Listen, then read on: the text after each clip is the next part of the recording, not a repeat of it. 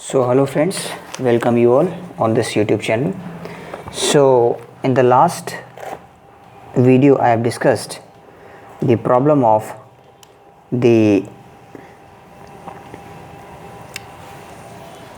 unequal saturation level of the two cities with respect to the differential protection scheme, right? So in the last video I have discussed the concept of the differential protection, and I have also discussed the practical problem that we encounter in case of differential protection. And the problem is that the two cities, even if they have same CT ratio, thus their saturation level will not be the same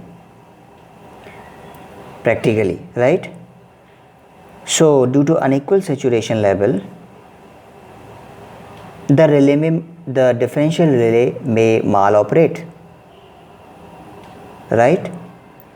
And that will lead to the error, right?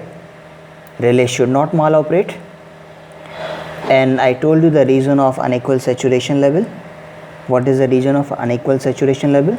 The reason is that the CTs will face the different temperature at different point of the transmission line, so their saturation level will be different even if their CT ratios are the same, right? So this practical problem that we encounter, that is the unequal saturation level, this practical problem can be sorted out using the percentage differential relay, right? Percentage differential relay, that is also known as merge price protection scheme, right? Percentage differential relay is also called merge price protection scheme, right?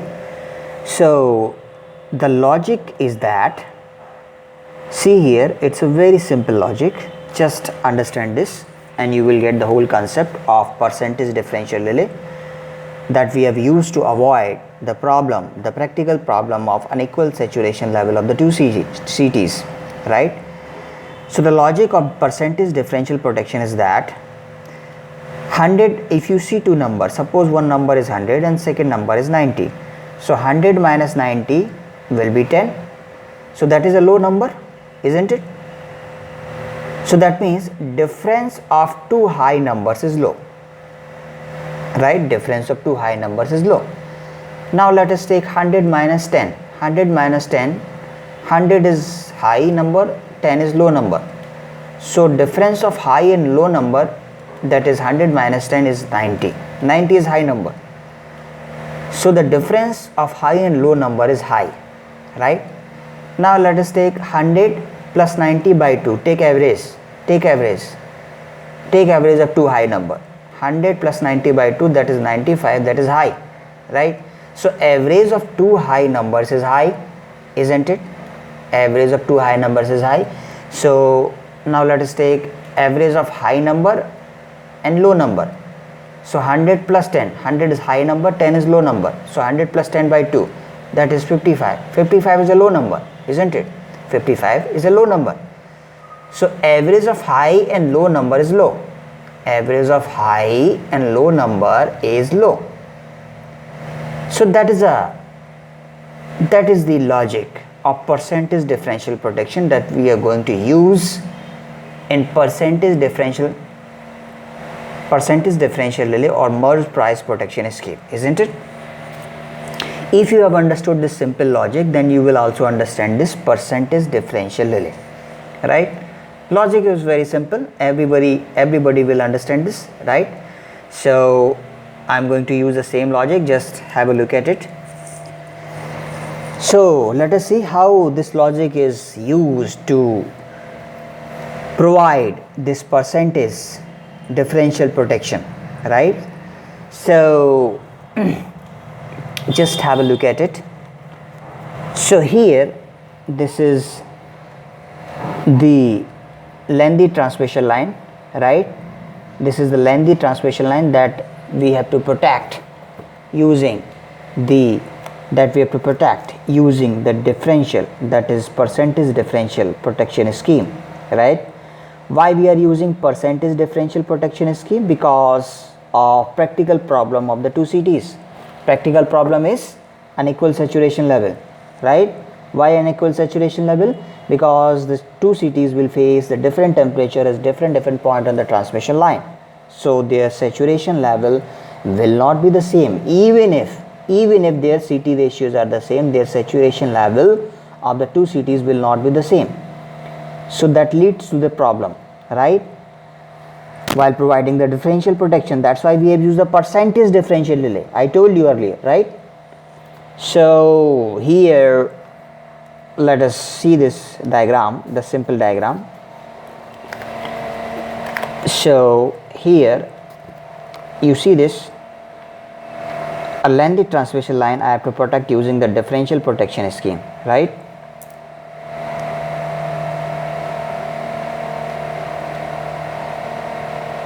Right, this is the lengthy transmission line that I have to protect using the differential protection scheme, percentage differential protection scheme I am using, right? So this is point A and this is point B. So inside this protected zone, if any fault occurs, then the relay must operate, right? And relay should not operate for any fault which is outside this zone. Let us see now. So for percentage differential protection scheme, what we have done, we have slightly modified this circuit. See here, we have connected a restraining coil, right? I am introducing a term which is called restraining coil. So operating coil is the same as earlier, but here what I did, I have introduced a restraining coil in this circuit. One restraining coil is this, another restraining coil is this, isn't it? And this vertical that you are seeing, this is the operating coil, right? Now this is the CT1 and this is the CT2. As before, CT ratio of both the CTs is 100 by 5 and 100 by 5. CT ratio of both the CTs is the same, right? CT ratio of both the CTs is same. CT ratio of both the CTs are same, right? So here also 100 by 5, here also 100 by 5, isn't it? Now let us suppose saturation level of CT1 is 1000 ampere and saturation level of CT2 is 900 ampere, isn't it? Saturation level of CT1 is 1000 ampere and saturation level of CT2 is 900 ampere, isn't it? So we have assumed, right? My aim is to discuss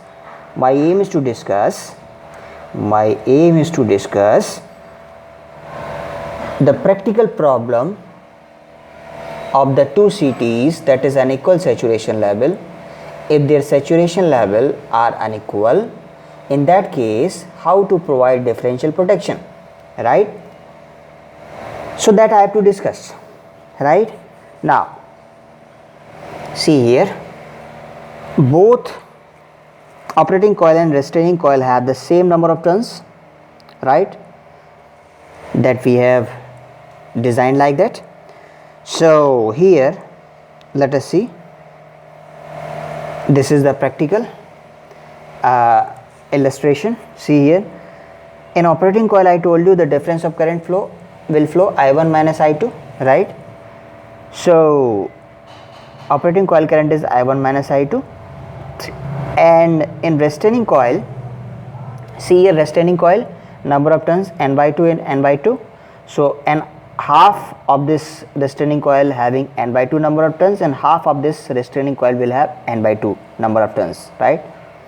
Okay, so the operating coil current is I1 minus I2, and what is the restraining coil current? The restraining coil current is I1 plus I2 by 2, that is basically the average. right? Okay, and the staying coil current is I1 plus I2 by 2. That is basically average of current, right?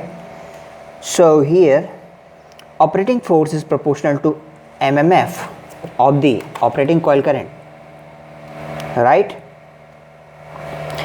Operating force is proportional to mmf of operating coil.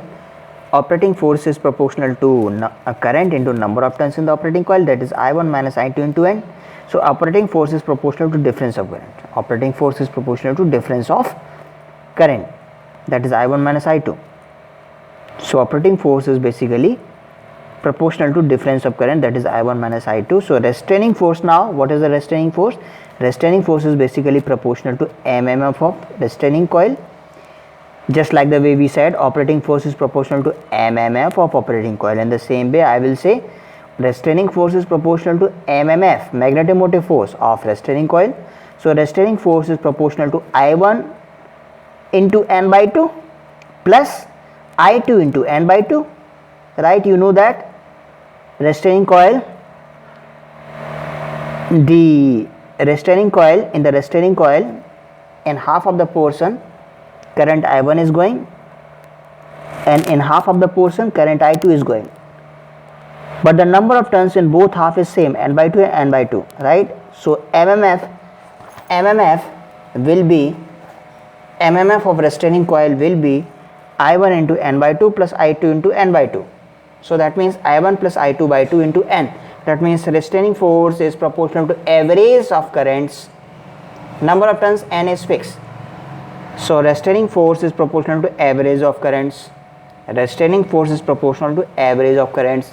Restraining force is proportional to average of currents. Restraining force is proportional to average of currents. Mind it very clear, right?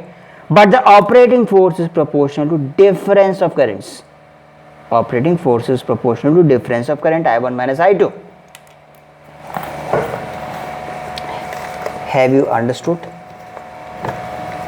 Right? That is clear. All right. Now let us go forward.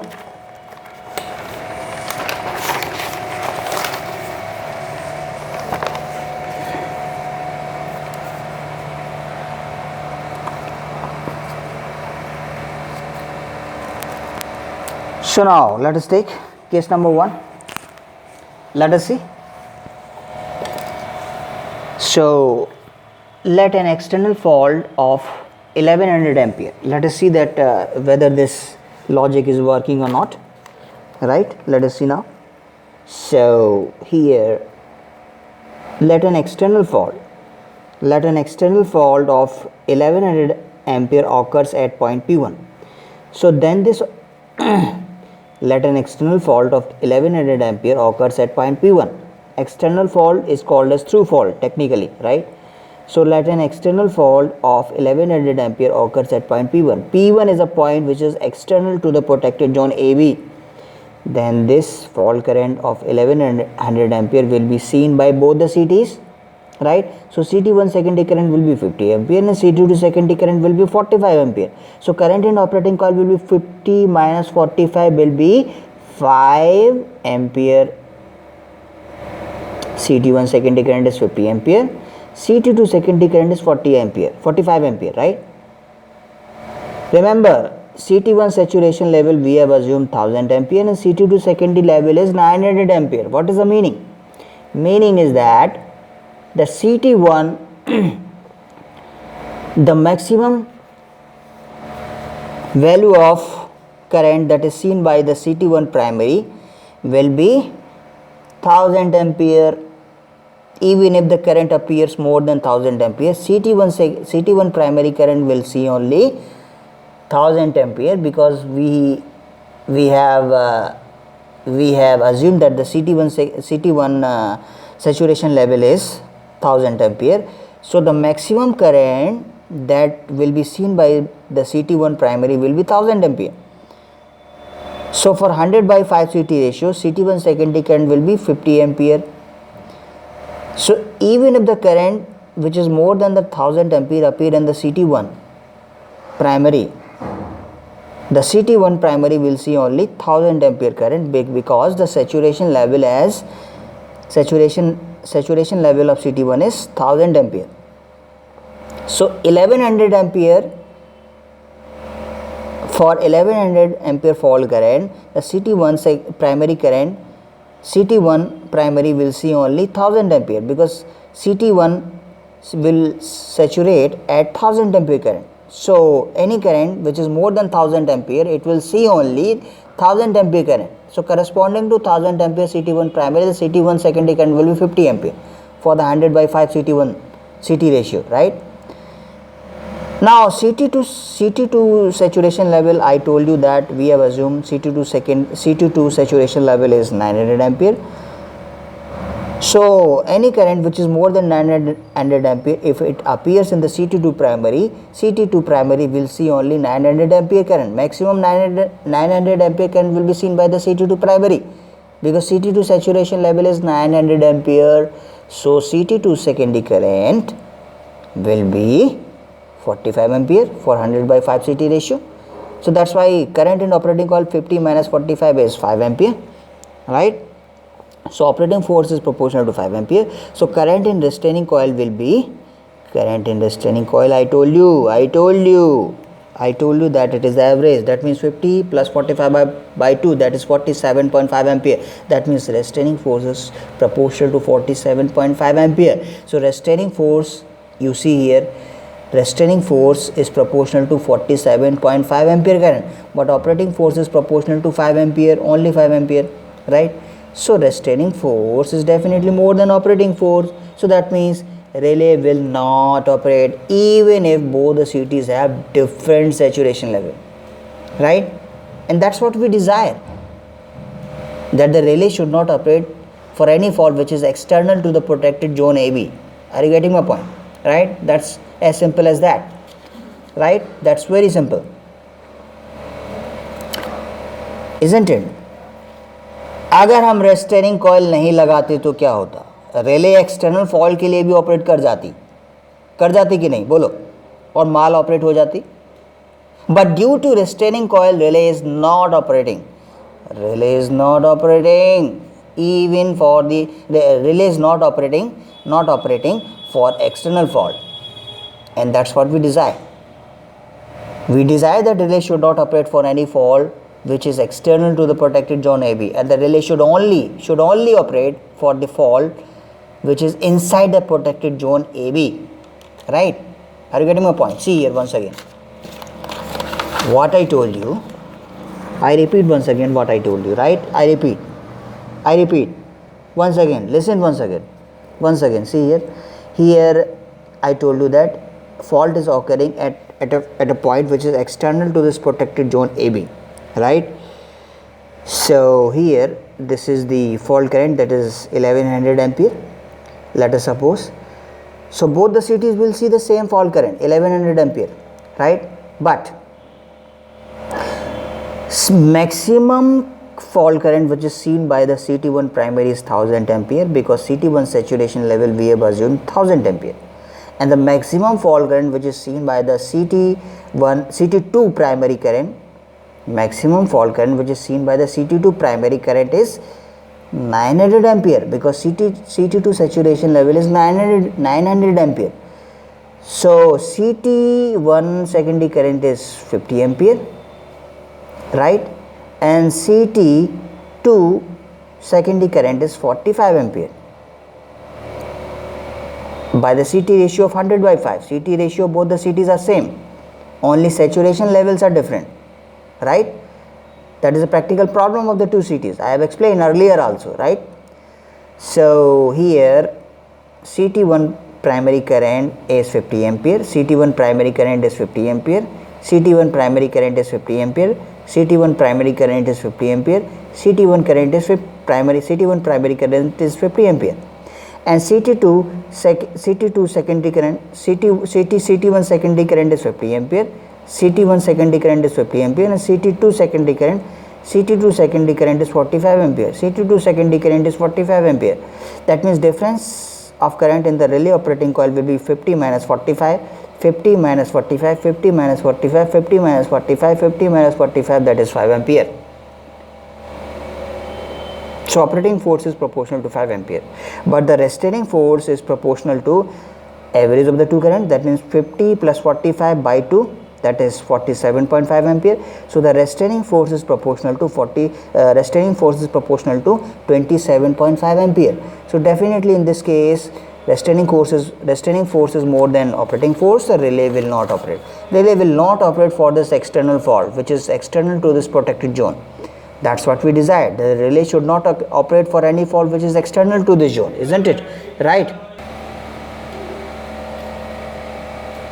Isn't it? Is that clear? Right? So for any external fault or through fault external to the protected zone, the relay will definitely not operate, because we have used a percentage differential protection scheme. Percentage differential protection scheme. Percentage differential protection scheme. Right? That is basically eliminating the problem of unequal saturation level. Right? Now let us suppose if any internal fault occurs at point P2, which is inside the protected zone AB. Let us take another case. Let an internal fault of 1100 ampere occurs at point P2. P2 is a point which is external to the protected zone AB. Right? So out of 1100 ampere, out of 1100 ampere, 1000, let us suppose 1000 ampere goes to the ground, to the fault point, and 100 ampere goes to the load. Right? So now both the CTs will not see the same fault current. Both the CTs will not see the same fault current. And the CT1 primary current, the current seen by the CT1 primary will be 50 ampere, isn't it? Because 1000 ampere goes to the ground to the fault point P2. Right? Fault point is P2, which is inside the protected zone AB. So CT1 secondary current is 50 ampere and CT2 secondary current is 5 ampere, because only 100 ampere goes to the load. Right? Isn't it? So CT1 secondary current is 50 ampere, CT2 secondary current is 5 ampere. So current in operating coil is 50 minus 5, that is 45 ampere, and operating force is proportional to 45 ampere now, isn't it? So current in restraining coil, you know that it is average of the current. So that is 50 plus 5 by 2, that is 27.5. So restraining force is proportional to 27.5 ampere. So operating force is greater than restraining force.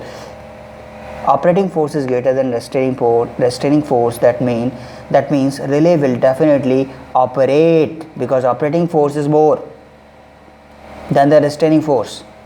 So relay will definitely operate for the internal fault. Relay will definitely operate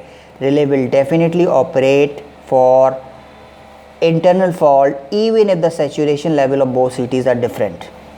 Are you getting my point? So the problem of unequal saturation level of CTs can be avoided using percentage differential protection scheme, which is also known as merge price protection scheme. Right? Are you getting my point? Yes, that is very easy. If you have not understood, then repeat the video.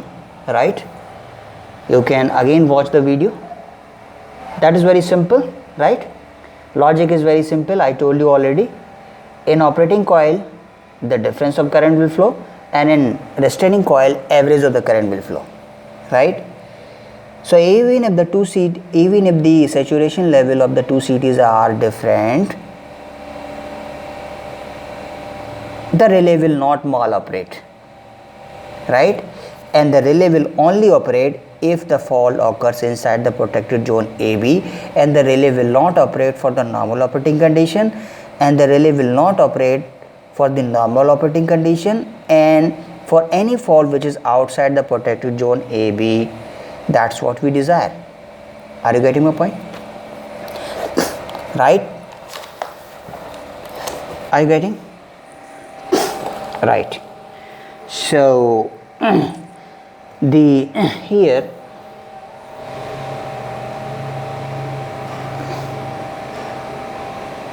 so thank you very much, thanks for watching. Next, the characteristic curve, right, that we will discuss in the next video, right, in the next class. Thank you very much, thanks for watching.